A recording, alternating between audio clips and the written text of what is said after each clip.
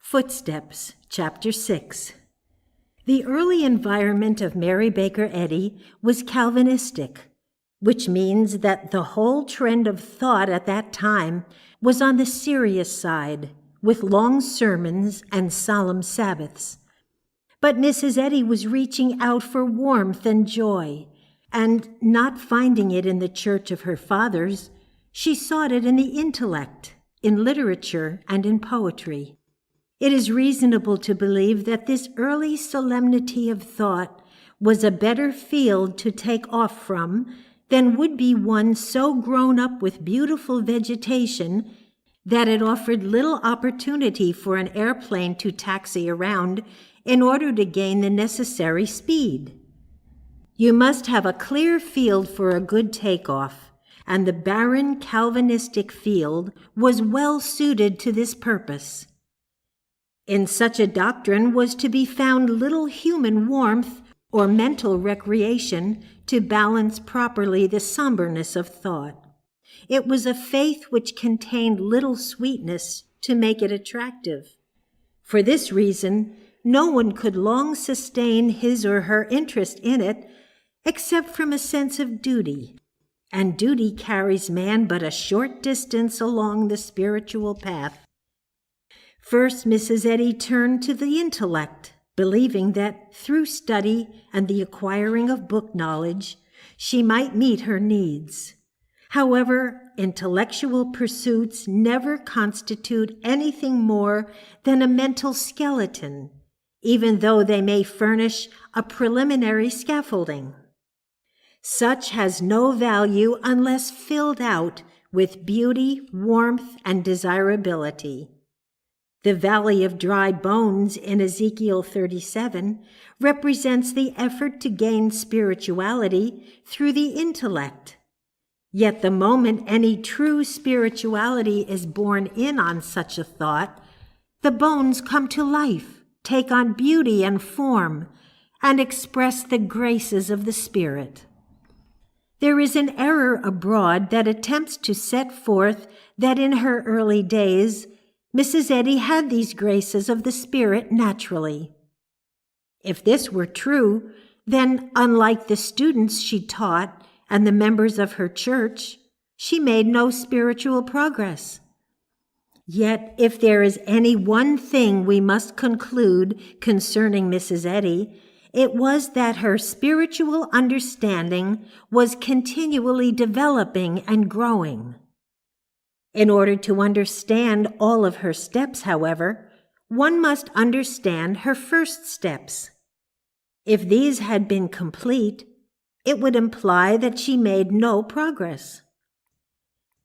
When our troops surprised the Hessians, who were the soldiers hired by the British in the Revolutionary War, they were celebrating Christmas and were full of meat and drink.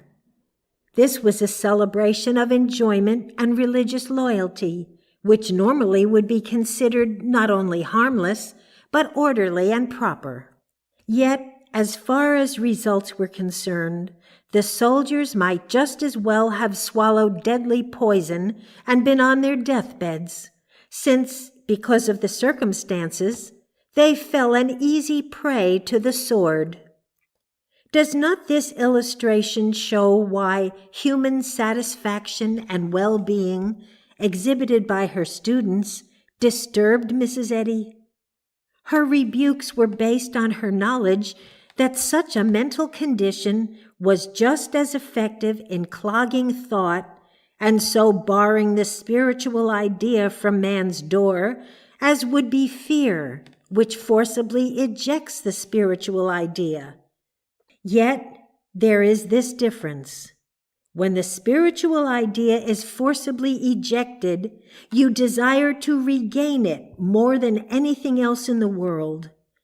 If you have learned any processes that will bring the Christ back, you will put forth every energy in order to accomplish this. On the other hand, when the spiritual idea is barred because of human satisfaction and apathy, man's desire grows indifferent, unless sharply rebuked, and indifference is just as effective in keeping it out as would be a window heavily barred.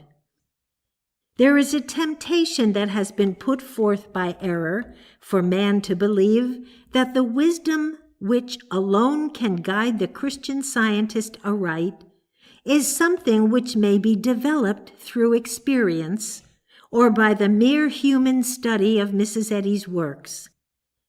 Yet the sum total of her teaching is that divine wisdom is that wisdom which comes from God. It cannot be developed, but must be reflected. Hence, the study of Christian science through the Bible and Mrs. Eddy's writings, plus the effort to demonstrate her teachings, is necessary to enable the student to locate, understand, and neutralize those errors that fill thought, and effectively prevent the wisdom of God from entering the hearts of men. So, logically, anything that prevents the things of God from being reflected by his idea man must be considered the enemy of the student, no matter how apparently good. This assertion will help to explain Mrs. Eddy's frequent rebukes for that which, on the surface, did not seem to merit such a rebuke.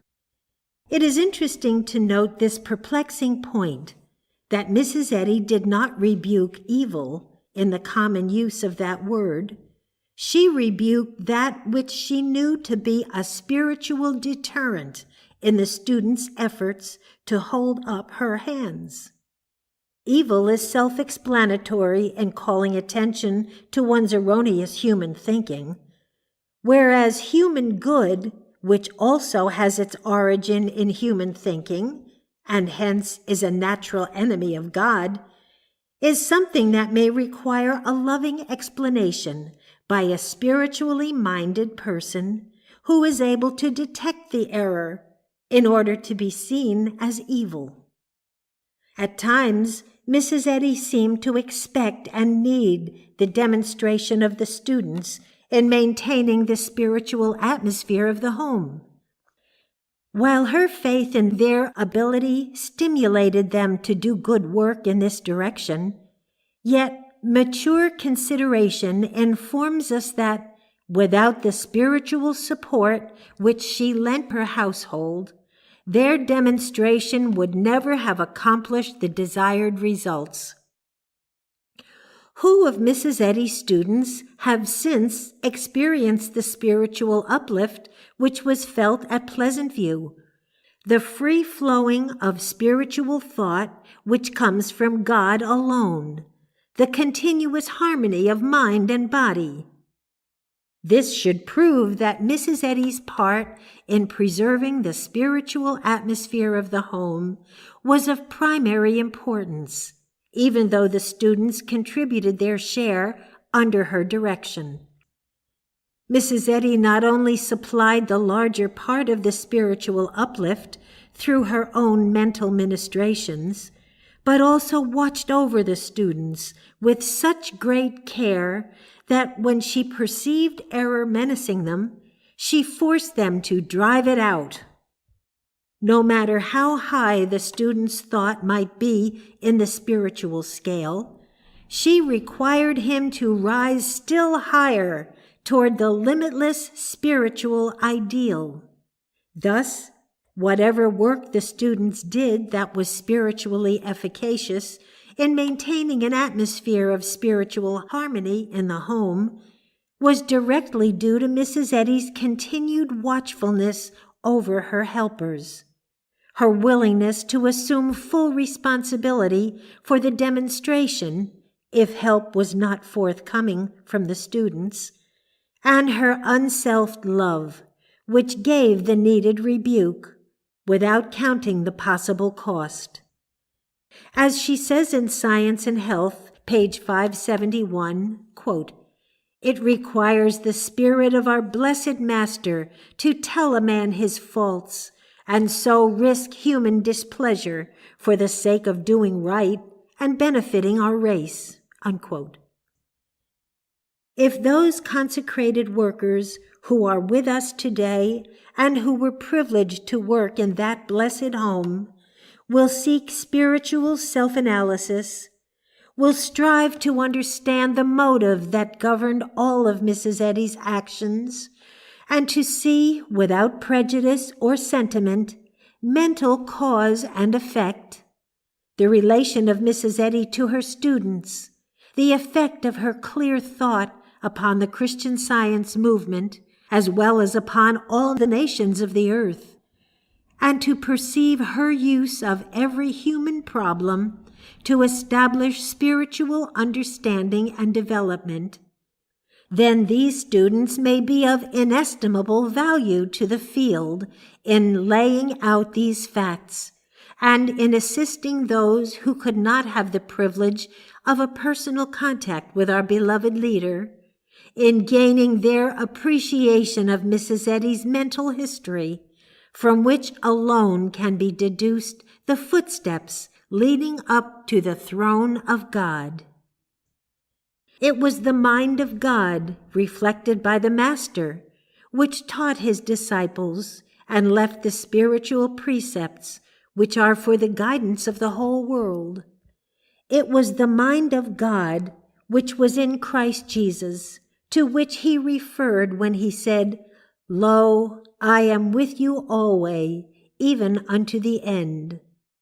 So it must be the attainment of the reflection of that mind, which comes through its guidance, and of the spiritual perception of the processes by which the human mind is taught to lay off its limitation and human qualities, which will finally bring man to the reflection of infallible wisdom. Thus, the vital thing that interests the true Christian Scientist must be the understanding of these mental processes, and whatever may be correctly set forth about the mental life of the one who has attained the reflection of this divine mind in a great degree would be the knowledge above price to which we all aspire. This leads to the conclusion that there is nothing insignificant in revelation. The simplest statements are fraught with the most profound meaning. Acts which seem trivial have a spiritual analysis. Mrs. Eddy's own teachings reiterate that the evidence of the material senses is the reverse of the spiritual fact. Therefore, how could you be sure that you were portraying those experiences in the life of our leader that were spiritually great, unless the mortal senses called them insignificant and small? Hence, we can see that everything connected with the revelator of Christian Science and the revelation is important and must be understood by Christian Scientists. The false estimate of mortal mind must be rejected, and the facts of Mrs. Eddy's life brought into their true spiritual perspective.